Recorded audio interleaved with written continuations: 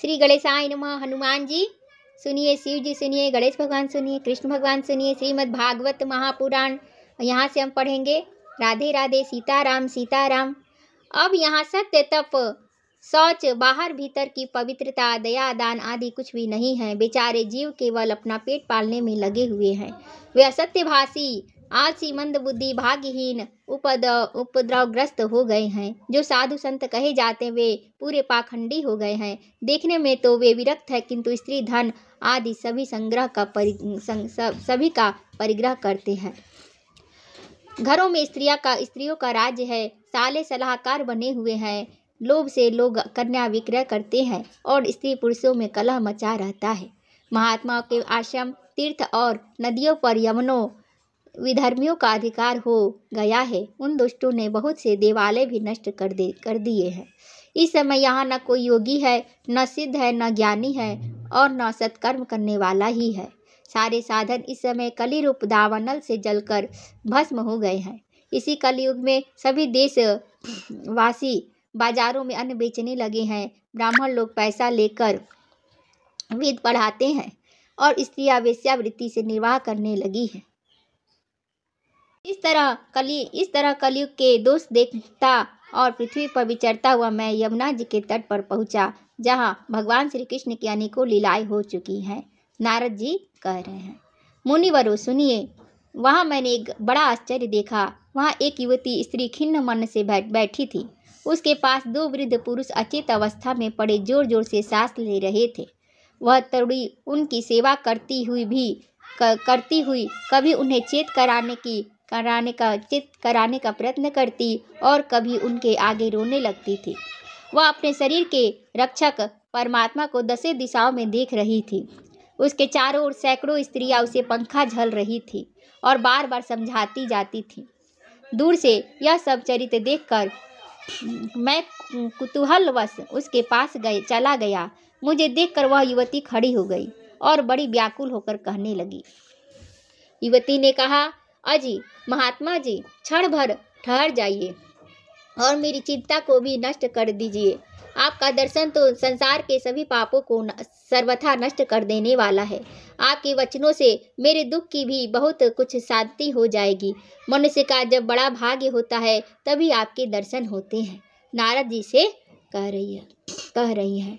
नारद जी कहते हैं, तब मैंने उस स्त्री से पूछा, हे देवी, तुम कौन हो? ये दोनों पुरुष तुम्हारे क्या होते हैं और तुम्हारे पास ये कमल नयनी देवियाँ कौन है? तुम हमें विस्तार से अपना दुख का कारण बताओ। युवती ने कहा, मेरा नाम भक्ति है। ये ज्ञान और वैराग्य मेरे दो पुत्र हैं। समय के फेर से ये ऐसे जर्जर हो गए हैं। ये देवियाँ गंगा जी और नदियाँ हैं। ये सब मेरी सेवा करने के लिए ही आई हैं। इस प्रकार साक्षात देवियों के द्वारा सेवित होने पर भी मुझे सुख शांति नहीं है। तपोधन, अब ध्यान देकर मेरा वृतांत सुनिए। मेरी कथा वैसे तो प्रसिद्ध है, फिर भी उसे सुनकर आप मुझे शांति प्रदान करें।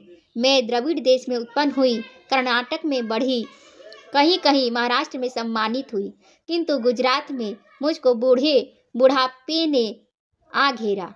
वहाँ घोर कलयुग के प्रभाव से पाखंडियों ने मुझे अंग भंग कर दिया। चिरकाल तक वह अवस्था रहने के कारण मैं अपने पुत्रों के साथ दुर्बल और निस्तेज हो गई। अब जब से मैं वृंदावन आई तब से पुनः परम सुंदरी सुरूपवती नवयुवती हो गई हूँ। किंतु सामने पड़े हुए ये दोनों मेरे पुत्र थके मांदे दुखी हो रहे हैं। अब मैं यह स्थान छोड़कर अन्यत्र जाना चाहती हूँ। ये दोनों बूढ़े हो गए हैं, इसी दुख से मैं दुखी हूँ। मैं तरुणी क्यों और ये दोनों मेरे पुत्र बूढ़े क्यों? हम तीनों साथ साथ रहने वाले हैं, फिर यह विपरीतता क्यों? होना तो यह चाहिए कि माता बूढ़ी हो और पुत्र तरुण। इसी से मैं आश्चर्यचकित चित्त से अपनी इस अवस्था पर शोक करती रहती हूँ। आप परम बुद्धिमान एवं योग निधि हैं। इसका क्या कारण हो सकता है, बताइए। नारद जी ने कहा, साध्वी, मैं अपने हृदय में ज्ञान दृष्टि से तुम्हारे संपूर्ण दुख का कारण देखता हूँ। तुम्हें विषाद नहीं करना चाहिए। श्री हरि तुम्हारा कल्याण करेंगे। सूत जी कहते हैं, मुनिवर नारद जी ने एक क्षण में ही उसका कारण जानकर कहा। नारद जी ने कहा, देवी सावधान होकर सुनो। यह दारुण। नारद जी ने कहा, हे देवी, सावधान होकर सुनो, यह दारुण कलयुग है। इसी से इस समय सदाचार, योग मार्ग और तप आदि शब्द सभी लुप्त हो गए हैं। लोग सठता, दुष्कर्म लगकर अघासुर बन रहे हैं। संसार में जहाँ देखो वहाँ वही सत्पुरुष दुख से म्लान है और दुष्ट दुखी हो रहे हैं और दुष्ट सुखी हो रहे हैं। इसी समय जिस बुद्धिमान पुरुष का धैर्य बना रहे वही बड़ा ज्ञानी या पंडित है। पृथ्वी क्रमशः प्रतिवर्ष शेष जी के लिए भार रूप होती जा रही है। अब यह छूने योग्य तो क्या देखने योग्य भी नहीं रह गई है और न इसमें कहीं मंगल ही दिखाई देता है। अब किसी को पुत्रों के साथ तुम्हारा दर्शन भी नहीं होता। विषयानुराग के कारण अंधे बने हुए जीवों से उपेक्षित होकर तुम जर्जर हो रही थी। वृंदावन के संयोग से तुम फिर नवीन तरुणी हो गई हो। अतः यह वृंदावन धाम धन्य है। अतः यह वृंदावन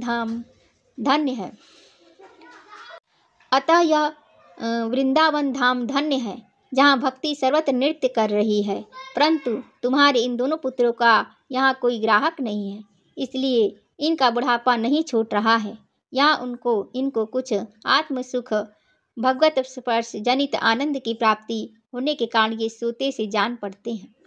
भक्ति ने कहा, राजा परीक्षित ने इसी पापी कलयुग को क्यों रहने दिया? इसके आते ही सब वस्तुओं का सार न जाने कहाँ चला गया। कारण मैं श्रीहरि से भी यह अधर्म कैसे देखा जाता है।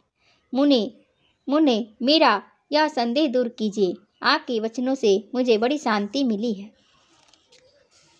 नारद जी ने कहा, बाले, यदि तुमने पूछा है तो प्रेम से सुनो कल्याणी।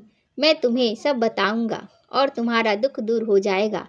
जिस दिन भगवान श्री कृष्ण इस भूलोक को छोड़कर अपने परम धाम को पधारे, उसी दिन से यहाँ सपूर्ण साधनों में बाधा डालने वाला कलयुग आ गया।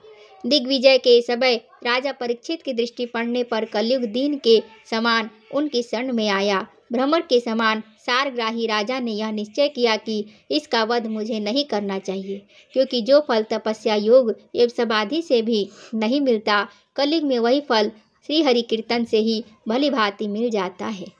इस प्रकार सारहीन होने पर भी उसे एक ही दृष्टि से सारयुक्त देखकर उन्होंने कलयुग में उत्पन्न होने वाले जीवों के सुख के लिए इसे रहने दिया था। इस समय लोगों के कुकर्म में प्रवृत्त होने के कारण सभी वस्तुओं का सार निकल गया है और पृथ्वी के सारे पदार्थ बीजहीन भूसी के समान हो गए हैं। ब्राह्मण केवल अन्न धनादि के लोभवश घर घर एवं जन जन को भागवत की कथा सुनाने लगे हैं, इसलिए कथा का सार चला गया। तीर्थों में नाना प्रकार के अत्यंत घोर कर्म करने वाले नास्तिक और नारकी पुरुष भी रहने लगे हैं, इसलिए तीर्थों का भी प्रभाव जाता रहा। जिनका चित्त निरंतर काम, क्रोध, महान लोभ और तृष्णा से तपता रहता है, वे भी तपस्या का ढोंग करने लगे हैं, इसलिए तप का भी सार निकल गया। पर मन पर काबू न होने के कारण तथा लोभ, दंभ और पाखंड का आश्रय लेने के कारण एवं शास्त्र का अभ्यास न करने से ध्यान योग का फल मिट गया। पंडितों की यह दशा हो गई कि वे अपनी स्त्रियों के साथ पशु की तरह रमण करते हैं। उनके संतान पैदा करने की ही कुशलता पाई जाती है। मुक्ति साधन में वे सर्वथा अकुशल है। संप्रदायानुसार प्राप्त हुई वैष्णवता भी कहीं देखने में नहीं आती। इस प्रकार जगह जगह सभी वस्तुओं का सार लुप्त हो गया है। इसका अर्थ या तो इस युग का स्वभाव ही है, इसमें किसी का दोष नहीं है, इसलिए पुंडरीकाक्ष भगवान बहुत समीप रहते हुए भी यह सब सह रहे हैं। सूत जी कहते हैं, सौनक जी, इस प्रकार देवर्षि नारद के वचन सुनकर भक्ति को बड़ा आश्चर्य हुआ। फिर उसने जो कुछ कहा उसे सुनिए। भक्ति देवी ने कहा, देवर्षि आप धन्य है। मेरा बड़ा सौभाग्य था जो आपका समागम हुआ। संसार में साधुओं का दर्शन ही समस्त सिद्धियों का परम कारण है। आपका केवल एक बार का उपदेश धारण करके कयाधु कुमार प्रहलाद ने माया पर विजय प्राप्त कर ली थी। ध्रुव ने भी आपकी कृपा से ही ध्रुव पद प्राप्त किया था। आप सर्व मंगलमय और साक्षात श्री ब्रह्मा जी के पुत्र हैं। मैं आपको नमस्कार करती हूँ। मैं भी नमस्कार करती हूँ। जय श्री कृष्ण। करुणा करो कष्ट हरो ज्ञान दो भगवान, भाव में फंसी नाव मेरी तार दो भगवान। अब तेरे सिवा कौन मेरा है, जिंदगी दया की है भीख मांगती, मन में बसा कर तेरी मूर्ति, उतारू मैं गिरधर तेरी आरती। जय श्री कृष्ण। जय श्री राधे राधे राधे राधे राधे राधे राधे राधे राधे राधे कृष्णा राधे कृष्णा राधे राधे राधे राधे। बोलो श्री हरि कृष्ण भगवान की जय। बाल श्री कृष्ण भगवान की जय। जय जय श्री राधे जय जय श्री राधे जय जय श्री राधे। श्री कृष्णार्पणमस्तु। ओम हरे नमः।